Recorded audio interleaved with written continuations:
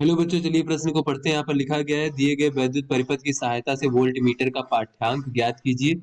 तो बच्चों ये हमारा परिपथ है, इसमें दो इस प्रकार से बच्चों सेल लगे हुए हैं E1 E2 जिसके विद्युत वाहक बल है, और ये बच्चों इनके आंतरिक प्रतिरोध है बच्चों इस प्रकार से।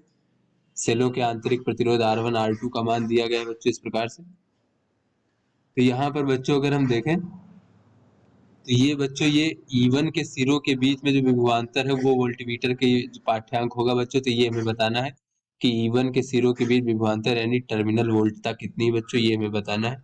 तो चलिए बच्चों अपने प्रश्न की मूल अवधारणा को हम देख लेते हैं। बच्चों इस प्रश्न की मूल अवधारणा में हम देख लेते हैं कि किसी भी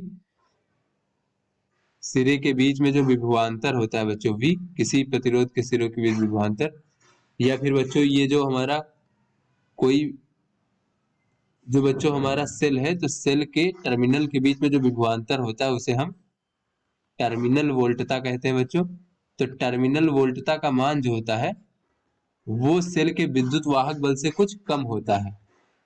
और कम इसलिए होता है बच्चों क्योंकि जो सेल का आंतरिक प्रतिरोध होता है, तो आंतरिक प्रतिरोध के कारण जो है बच्चों उसमें जो है विभव का कुछ पतन हो जाता है। तो E माइनस आई आर, अगर बच्चों यहाँ पर बहने वाली धारा I है तो ये R इसका अगर आंतरिक प्रतिरोध है, तो ये हमारा बच्चों टर्मिनल वोल्टता V बराबर इस प्रकार से होता है। चलिए बच्चों अपने प्रश्न को हल करते हैं। तो यहाँ पर बच्चों हमें जो है इस परिपथ की सहायता से वोल्ट मीटर का पाठ्यांक ज्ञात करना है, यानी E1 सेल का टर्मिनल वोल्टता ज्ञात करना बच्चों, क्योंकि ये E1 सेल के टर्मिनल पर लगा हुआ है हमारा वोल्ट मीटर इस प्रकार से। तो बच्चों इस परिपथ में अगर हम देखें तो E1 व E2 जो है श्रेणी क्रम में है तथा एक दूसरे के विरोध में लगे हुए हैं बच्चों, क्योंकि E1 इधर धारा प्रवाहित करने का प्रयास करेगा, E2 भी इधर ही प्रवाहित करने का प्रयास करेगा बच्चों इस प्रकार से। तो यहाँ पर बच्चों इस प्रकार से ये दोनों एक दूसरे के विपरीत होंगे बच्चों यहाँ पर। तो परिणामी धारा जो है बच्चों इस प्रकार से, परिणामी धारा बच्चों E1 के द्वारा प्रवाहित होगी, क्योंकि बच्चों E1 के द्वारा जो प्रवाहित धारा होगी, E1 का जो विद्युत वाहक बल का मान है वो अधिक है बच्चों इस प्रकार से। तो परिणामी धारा परिपथ में E1 के द्वारा प्रवाहित होगी और इसकी दिशा बच्चों इस प्रकार से होगी, इसे हम I मान लेते हैं। तो बच्चों यहाँ पर जो है परिणामी वोल्टता, परिणामी विद्युत वाहक बल कितना हो जाएगा बच्चों, परिणामी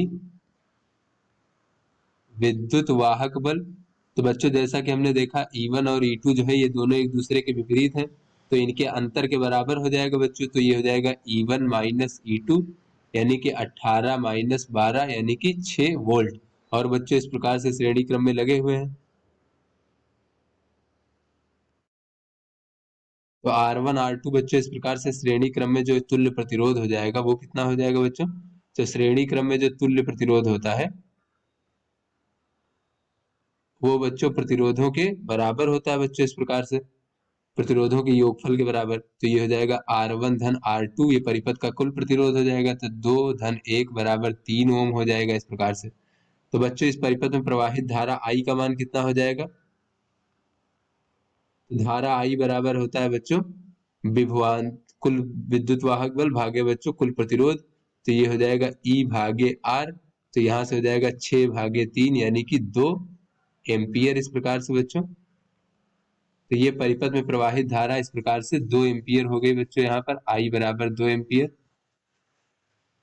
तो यहाँ पर बच्चों अगर 2 एम्पियर की धारा बह रही है तो ये E1 के सिरों के बीच जो टर्मिनल वोल्टता है वह देख लेते हैं बच्चों, वही हमें ज्ञात करना है। तो यहाँ पर वोल्ट मीटर का जो पाठ्यांक होगा वो क्या होगा, E1 के सिरों के बीच टर्मिनल वोल्टता, वोल्ट मीटर का पाठ्यांक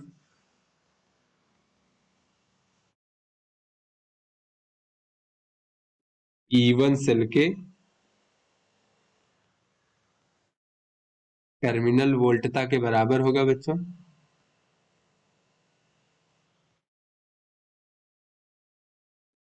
अतः ये टर्मिनल वोल्टता V बराबर हो जाएगा E1 माइनस बहने वाली धारा I और गुणे बच्चों R1, इसका आंतरिक प्रतिरोध R1 है।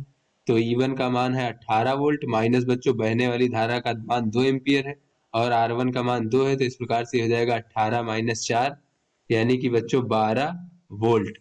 तो इस प्रकार से बच्चों ये हमारा जो है वोल्ट मीटर का पाठ्यांक हो जाएगा। तो आशा करते हैं आपको समझ में आ गया होगा। धन्यवाद।